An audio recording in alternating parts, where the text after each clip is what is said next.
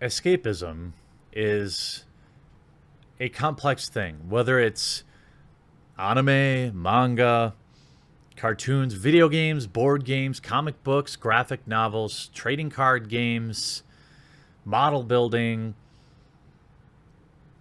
pinball, claw machines, whatever it is that you're into. There's a certain passion, a certain love for it that you have. This is one thing that is transcends whatever a particular fandom is about and brings all fandoms together. We all love something. It gives us a little bit of joy. It provides us an escape from a long week of work.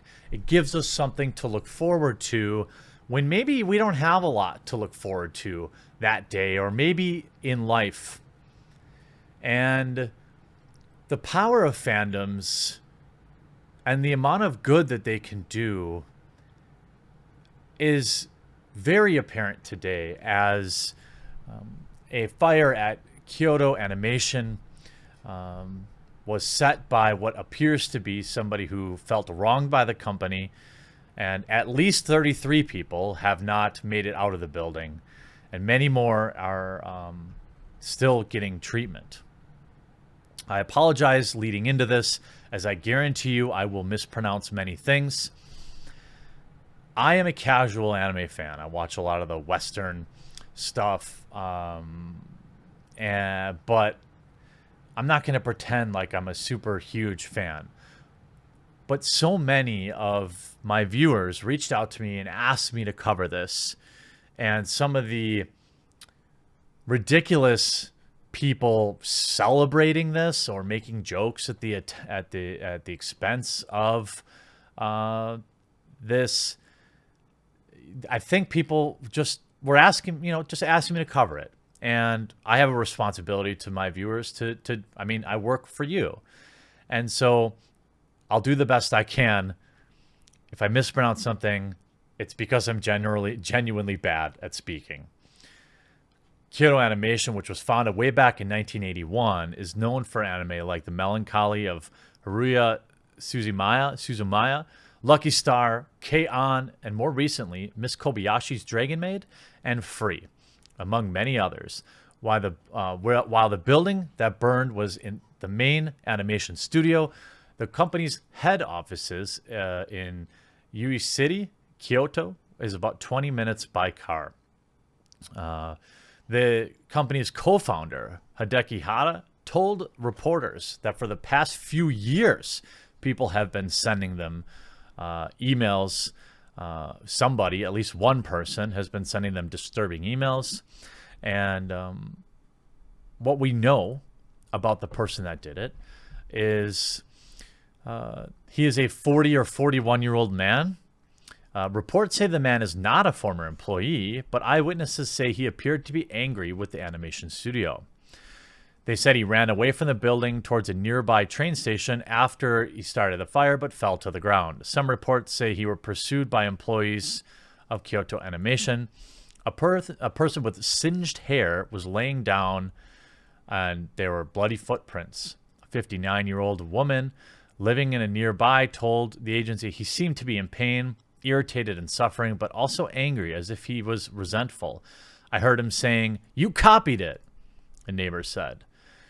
Another quote, a 61-year-old neighbor saying she clearly heard the man shout, "You ripped me off." It sounds like maybe he thought he had an original idea for the show. Maybe they did rip him off. Okay. Not the fault of the animators, not the fault of the individual employees of the company, and certainly does not warrant this type of response in any way. Fans are reacting, as you would expect, overwhelming sorrow, but also empathy for others and really putting together some amazing things.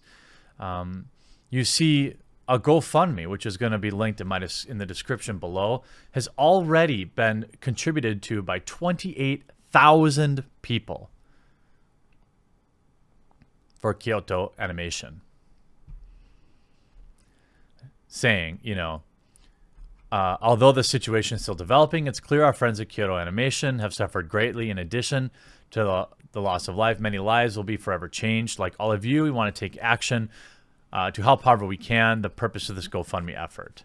Your pledges and funds we raise are intended to provide the most direct, meaningful assistance possible to the victims of this heartbreaking event. We are coordinating with others in the Japanese anime community within Japan to ensure that funds collected reach those in need. We will continue to provide updates as those develop. For now, they want to thank everyone. And this is, of course, John Ledford from Sentai, the president of Sentai Filmworks. Now, not everybody used this situation to come together. There were others that thought it was, I don't know, time to make jokes. Jonathan Unruh or whatever. His real last name is Caden, by the way. Decided to post "Not all heroes wear capes. Anti-degeneracy gang rise up." To which, of course, did not end well for him. Surprisingly, still has 500 favorites. Now, look, I'm not trying to police speech here. Okay, you can make whatever jokes you want. Just because it's the joke doesn't mean it's funny. Just because it's a joke doesn't mean people aren't going to criticize you for it. I'm not saying he shouldn't be able to say whatever he wants to say. I'm not saying that he should be banned or that this tweet should not be there. I think this tweet should be here forever, because when he grows old and looks back, I want him to remember this day. After all of the backlash, he came across to say, "Ooh, it was a joke." We can see how that's going. Currently 400 replies to 60 favorites. But the more concerning thing to me is the 500 likes. I don't think this is... You can say, like, look, I can get down with dark humor, but, maybe let the bodies cool off a little bit before your hot takes. And by the way, Jason is, of course, now in full damage control today after of course, receiving the appropriate backlash. Saying, make fun of anime people and people lose their mind. You aren't making fun of anime. You idiot. It's like, sometimes, you kind of have this circle of friends, right? And you have people you hang out with. And you just like get used to this level of intellect people. We all have friends that are a little quicker, a little slower. But then you like see Twitter and you see what really dumb people look like. To not understand, look, if you say it's a joke, then why are you defending it? You're going to be furious when you hear how 22,000 children are affected by poverty around the world. Again, you didn't make a joke about that. You made a joke about the animation studio. No one cries when thousands of Japanese end themselves because of capitalist alienation, but choose when a few animators die.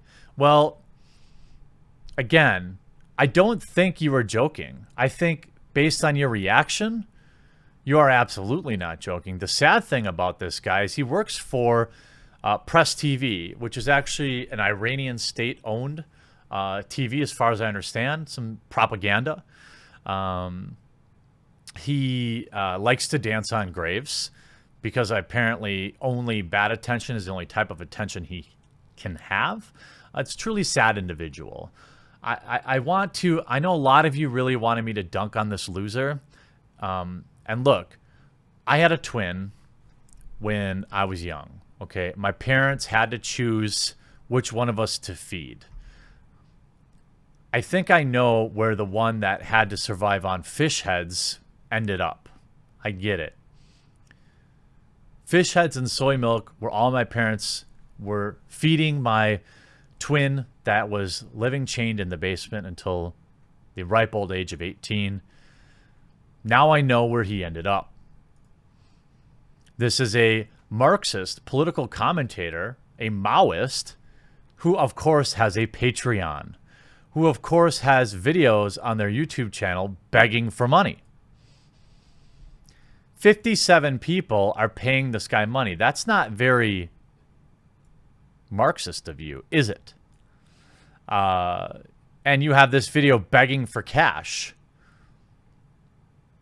talking about how YouTube is trying to hose you.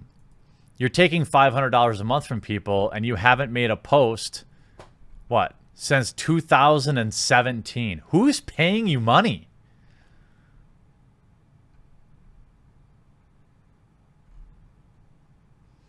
This is a socialist complaining about capitalism while whining about ad revenue on YouTube and having a Patreon. This is the level of low intellect we're dealing with here, okay? Don't let this person distract you from what is really going on here, and that is that almost 30,000 people have rallied. Look, I know that money doesn't bring people back. And there's that line. I hate quoting lines from movies, but this one really sticks with me in that, no amount of money will ever buy a second of time. No amount of money is going to bring these people back, but it is something we can do to feel like we've done something, especially if you're like a Japanese anime fan here in the United States. It's not like you can go help or do anything like that. I think at times like this, it's better to focus on the good in people's hearts, the joy that is brought by these companies, and not the loser that did it, and even bigger losers that thought it was a great time to make a joke. Forget that guy. Imagine being him. That's about as worse of a fate as I can imagine. So my heart goes out to you, fans, family, friends, Kyoto Animation. And it's a tough day, but a lot of good can still be done. And we should turn this into a time to remember the positive and the positive power of fandoms, and not the acts of one disgruntled psycho. Hope you enjoyed this video. We'll talk to you again real soon.